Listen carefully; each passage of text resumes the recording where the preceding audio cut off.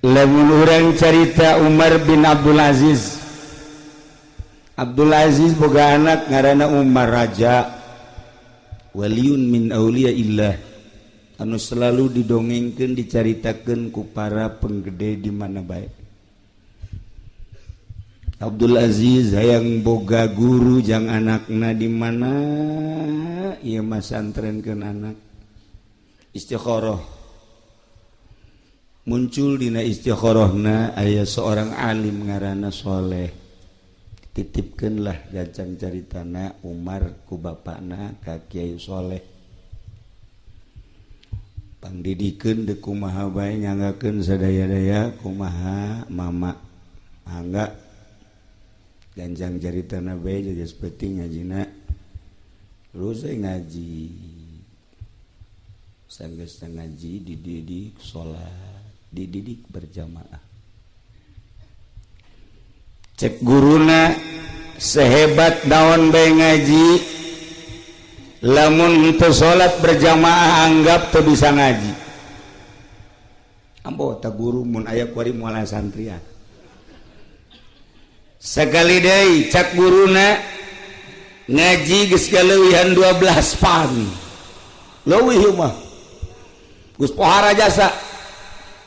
Tah tapi lihat berjamaah berarti ia can becus ngaji. Pokoknya sholat berjamaah.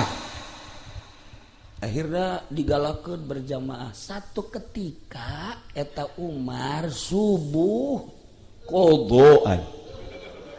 Usolli fardhu subhi rakaataini qodaan.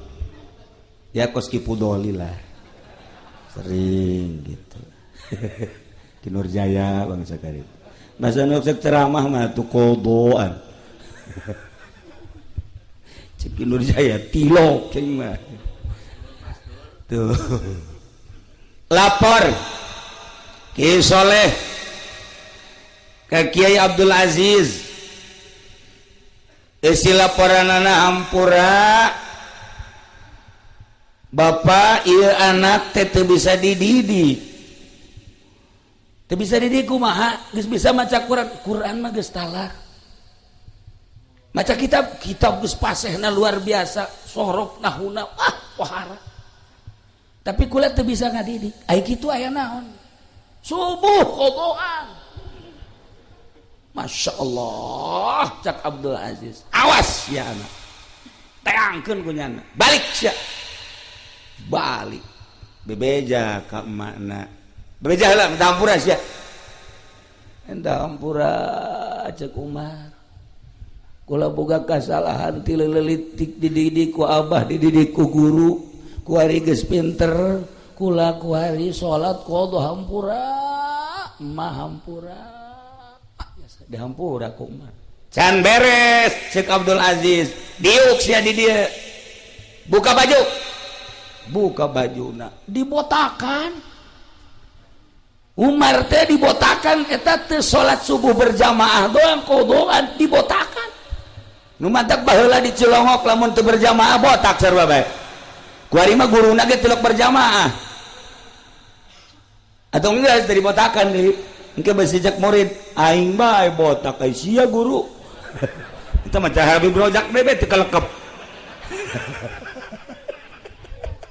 Ieu keur carita Umar bin Abdul Aziz dibotakan ku bapakna.